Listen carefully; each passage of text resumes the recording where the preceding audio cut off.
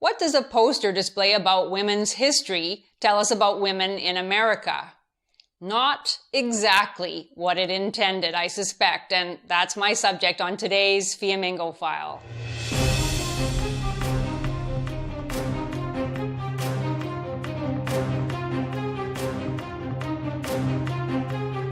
I'm Janice Flamingo of the University of Ottawa.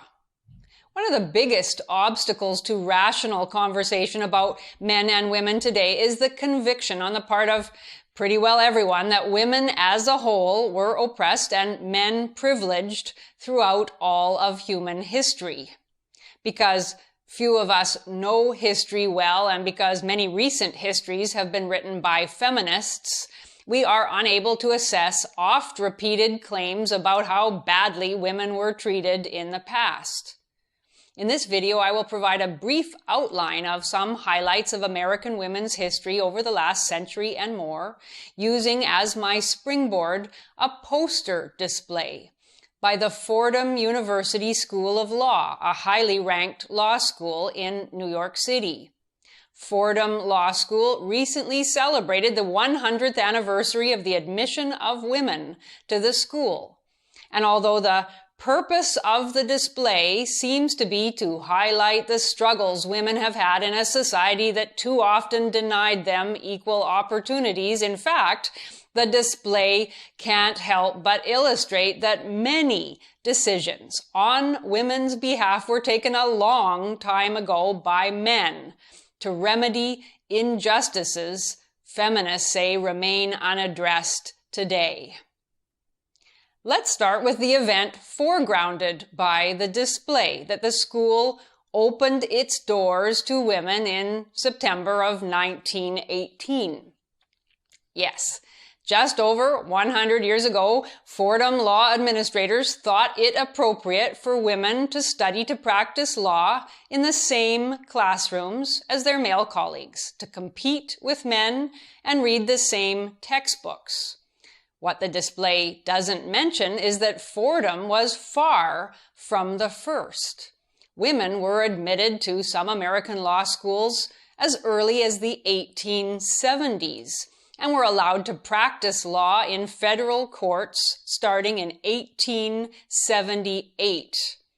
In related professional work, women had been practicing medicine, for example, for decades before this, with the first woman, Elizabeth Blackwell, graduating from a medical school in 1849 and the first woman's medical college opening in Philadelphia in 1850.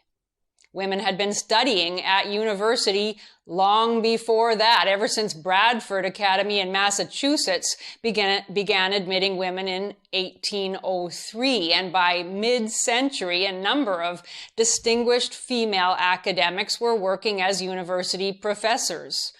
In 1866, Sarah Jane Woodson Early became the first African-American woman professor hired at Wilberforce University to teach Latin and English. Frances Willard, famed temperance leader and women's activist, became the first female college president at Evanston College for Ladies in 1871, the same year as Harriet Cook became the first full professor at Cornell University, a professor of German and history, earning the same salary as her male colleagues. There are many other such long-ago milestones of equality that could be named. And it's worth noting that many of these academic and professional opportunities were opened prior to or in tandem with the first wave feminist movement. In other words, male willingness to help women, in some cases, predated the organized women's movement and certainly predated women's winning of the right to vote. This simply does not sound like a society that confined women to the home, that doubted women's intellectual competence, or that denied them the opportunity to use their gifts. Quite the opposite. If men had wanted to deny women such opportunities in the 19th century, they could easily have done so, but did not. In 2016, the number of female students studying law outnumbered the number of male students, just as the number of women at universities all across North America significantly outpaces that of male students. Though there have always been men willing to listen to and attempt to address female complaints, very few women today express concern about men's massive academic decline. In general, the Fordham School of Law display tells the history of women at the school and in society generally as if it is incontestably the history of struggle against forces that have kept women down. The display says that Fordham women's, quote, achievements, along with those of women from U.S. and world history, form a timeline of strength and fortitude, end quote. Fortitude, the virtue of enduring difficulties with courage, certainly was demonstrated by some women in the U.S. and the world, but the Fordham display also demonstrates other, less desirable qualities such as hypersensitivity, unfounded resentment, and narcissistic entitlement. For example, we are told that in 1955, the Fordham University School of Law marked its 50th anniversary, quote, with no formal acknowledgement of its woman students, end quote. An absurd statement. Why should it have acknowledged its woman students in any particular manner? If women really do want equality of opportunity and equal treatment with men, then a special acknowledgement should be the very last thing anyone would desire, especially given the commonness of women in academia by the mid-1950s, when women accounted for about 1/3 of all university students. The fact that an indignant feminist, I'm assuming, thought this allegation appropriate for a public display in 2018 and that others approved it says much about the grievance-mongering compulsion amongst feminist commentators today. Far too many women in our society feel a vested interest, it seems, in promoting a victimhood narrative, even when that narrative is directly contradicted by available facts, a point illustrated in other parts of the Fordham Law School display. One startling piece of evidence comes when we are told that in 1963, well over half a century ago, President John F. Kennedy signed the Equal Pay Act, quote, making it illegal for employers to pay a woman less than what a man would receive for the same job, end quote. Come again? But aren't women paid 75 cents to every male dollar? No. Of course not. Paying a woman less for doing the same job as a man became illegal in 1963, the year before I was born. Here is a bit of history rarely mentioned by feminists who continually complain about the wage gap, a zombie fact debunked time and time again, but apparently unkillable. As many reputable commentators have explained, and the links are below, women as a group do make less overall than men, but that's because they tend to choose different types of work to do, tend to work fewer hours, take less overtime than men do, and make other choices that lead to lower income. The situation has nothing to do with sex discrimination. Though many loyal feminists continue to believe that a woman standing next to a man performing exactly the same job is being paid less for her work simply because she's female, it isn't so.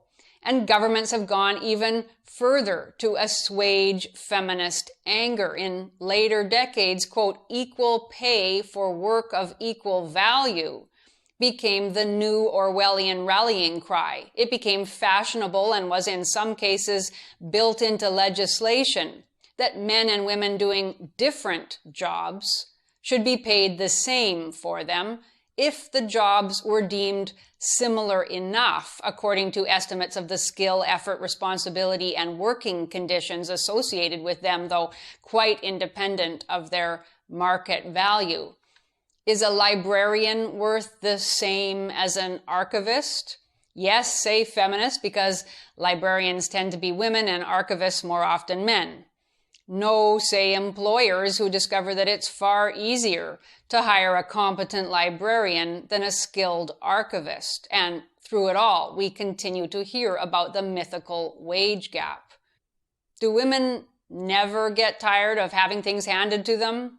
Not most of them, not so far. Today, feminists are bolder than ever about demanding gender quotas or radical measures for fields and positions in which women remain a minority. They don't in general care about fields and positions in which men are a minority. We learn from the Fordham display that in 1984, that's 35 years ago, a graduate of Fordham Law School, Geraldine Ferraro, was the first female vice presidential candidate with presidential candidate Walter Mondale to attempt to unseat incumbent Ronald Reagan and his running mate George Bush Sr. During the campaign, Ferraro, reading straight out of the feminist playbook, accused her vice presidential opponent, George Bush, of taking a, quote, patronizing tone with her in their debate. Bush routinely used the rhetorical device of, let me help you to understand, with all opponents. But the story became that he was being condescending with a woman. It's clear that being a woman in politics has, since at least 1984, brought with it the right to accuse one's political opponents of sexism, a cheap shot for which the opponent has little recourse.